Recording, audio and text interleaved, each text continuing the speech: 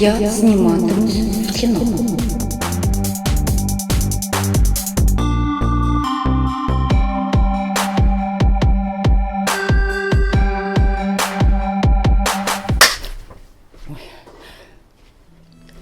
Я зніматимусь в кіно. У нашому дворі всі мріяли про кіно. Ми з захопленням дивились фільми і міркували, як до них потрапляють діти. Сусідка, котра працювала в кінотеатрі білетеркою, якось сказала, що режисери часом самі бігають вулицями і вишукують дітей для своїх фільмів. Ось так просто підходять, придивляються до дитини, а потім кажуть: «Хочеш зніматися в кіно?» І починається у щасливчиків яскраве і цікаве життя. Кожну мить, блукаючи нашим маленьким містом, я очікувала на запитання: «Дівчинко, хочеш зніматись в кіно?» Я знала, що відповім не одразу. Дивлячись індійські фільми, я виробила спеціальний чарівний погляд, вартий майбутньої кінозірки. Цим поглядом я маю поглянути на режисера. Головне – не квапитись. Стоячи вдома перед люстерком, я тренувала цей погляд, заплющувала очі і рахувала: 1, 2, 3. І тільки на 5 повільно здіймала повіки та округлювала зіниці до неймовірних розмірів. От якщо я саме так подивлюсь на режисера, він одразу зрозуміє, що перед ним талановита актриса і справжня красуня. А головне, подумає він, як вона вміє тримати паузу. «Я зніматимусь в кіно», – повідомила я всім у своєму дворі. Всім – це моїй подружці Ольці, її братові-близнюкові Сашку та язикатій Куці. Кукою цю старшу дівчинку називали вдома, а вже на дворі до неї приліпилось оце влучне прізвисько. «Та ти що?» – захоплено вигукнули брат і сестра та немов флюгери одночасно повернулись до мене. «Ну то й що?» – зневажливо сказала Кука. «А мені мама незабаром подарує золоту сукню». Аргументів проти золотої сукні у мене не знайшлося. А Олька і Сашко з таким самим захватом обернулися до Куки. «Та ти що? Справді, золоту!» А я пішла з подвір'я на вулицю. Туди, де великою чередою бродили безпритульні режисери. Я йшла і думала, що запросто зіграю і Попелюшку, і дівчинку-розбійницю, і Герду. «Дівчинко», раптом почула я над своєю головою приємний баритон. Ось воно, почалося. Нарешті, режисер. Промайнула думка. Отже, не забути про чарівний погляд. 1, 2. Я відраховувала миті і не квапилась підводити голову. Ще хвилинку, і він помітить, кого зустрів на своєму режисерському шляху. «Дівчинко», знову пролунав голос. Яку ж роль мені запропонують? Міркувала тим часом я, не підводячи очей. 3, 4. Ще мить, і я погляну так, як дивляться красуні з листівок, які збирає моя матуся. Ось, зараз. Мої щоки палали, дихання майже зупинилося, серце калатало так гучно, що я не чула вуличного гомону. «Дівчинко», посуворішав голос, «та ти що, спиш на ходу? Ну й діти пішли, ніякої поваги до дорослих. Паска добрячого на вас не вистачає. Як пройти до овочевого магазину?» «Ну що ви причепились до дитини?» Почула я інший лагідний голос, і жіноча рука погладила мене по голові. «Бачте, в неї щось не гаразд із зором. Бідолашна дитина. І хто ж її так налякав?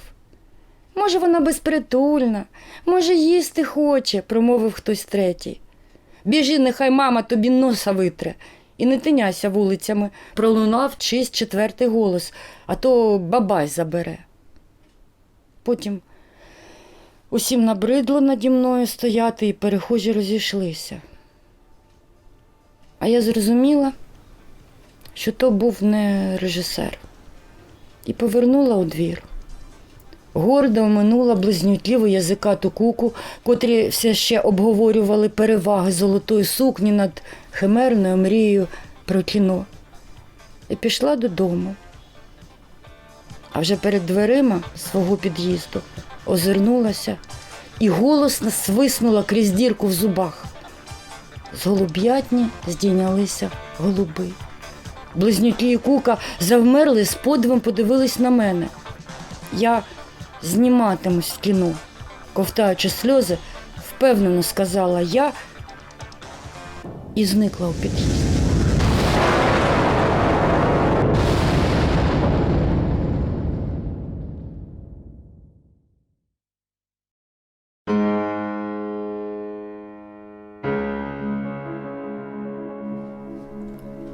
Ціна дешевої слави.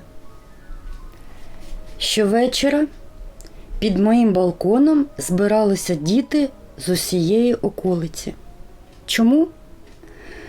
А тому, що з певного часу у мене з'явилася слава щедрої людини. І я нею дуже пишалась. Досягти цього виявилось дуже просто. Рівно о 6 годині вечора я, немов королева, з'являлася на балконі і починала кидати вниз свої іграшки та різні цікаві дрібнички, пляшечки з-під одеколону, мамині гребінці та використані тюбики помади, батькові запальнички, пластмасові буси та цукерки. Піддані мого королівства ласо простягали руки, вмить розхоплювали усе це добро і кричали: «Ще, ще, ще!». Спочатку рукою доброго сіяча я викидала все, чим давно вже награлась. І легка слава тішила мене. Я навіть ретельно почала готуватися до цього вечірнього ритуалу. Вбиралася в мамину сріблясту сукню, розплітала коси, одягала на голову саморобну паперову корону. Діти внизу завмирали від захвату. 2 тижні я протрималась на старих реліквіях. Але слава зростала. Чутки про мене поширювались по всьому району, під мій балкон приходило все більше і більше народу. Вже впало донизу мамине китайське віяло, бабусин редітюльчик, гаптований бісером, який я так любила. Одного вечора у величезному натовпі я побачила зовсім дорослих дівчат-старшокласниць і нашого двірника дядька Василя. Довелося розбити скарбничку та викинути свої заощадження на велосипед. Незабаром у мене нічого не лишилось. Вже зранку я схвильовано міркувала, що робити увечері. За годину до призначеного часу під будинком почав збиратися натовп. Люди сиділи на газоні, гомоніли, нетерпляче поглядаючи вгору. «Що тут відбувається?» – запитав перехожий. «Та тут якась божевільна жбурляє з балкона речі і гроші». Почула я відповідь і з-за фіранки побачила, що перехожий зупинився і приєднався до інших. Мене охопив великий сором. Я ж вважала себе королевою. 6 година невблаганно наближалася. Я притискала до грудей свою останню реліквію – срібний камінець, який знайшла на будівництві минулого літа, і вирішила, що це послання марсіан. Я бачила, як люди поволі підтягуються ближче. І ось вже десятки, а мені здавалося, мільйони рук потяглися вгору.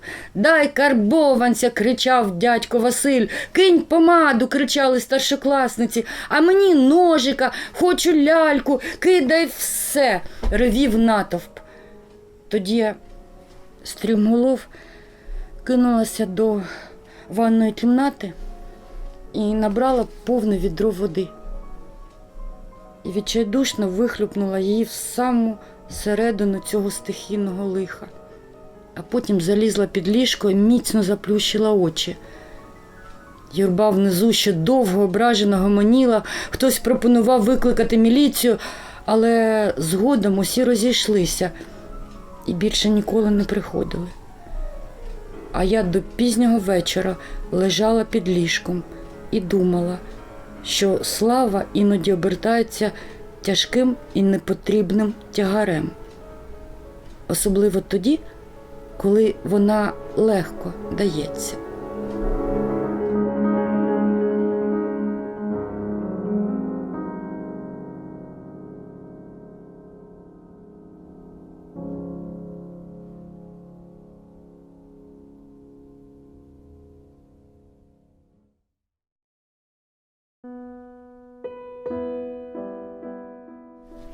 Похорон пташки.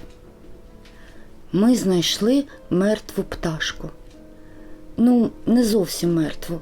Вона впала з даху і ще трохи дихала, розтуляючи жовтого дзьобика. Сашко виніс їй хліба.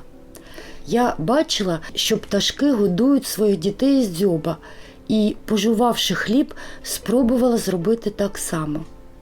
Але пташка не їла. Я тримала в руці маленьке пташине тільце до останньої хвилини. «Все, не дихає», – сказала Олька. «Віднесемо її моїй кішці», – запропонувала Кука. «Ні, ми поховаємо її», – сказала я. За нашим будинком був цілий пташиний цвинтар. Там, в охайних ямках, лежав старий голуб Піфі, 3 безіменних горобців і папуга Кеша. Над кожною ямкою стояв хрестик і лежав букетик квітів. Іноді ми запалювали над пташками свічки. Ми поклали пташку в коробочку, накрили її клаптиком білого мережева, вирили ямку і встелили її листям. А потім зверху натрусили крихти, щоб пташки прилітали, клювали їх і згадували своїх родичів.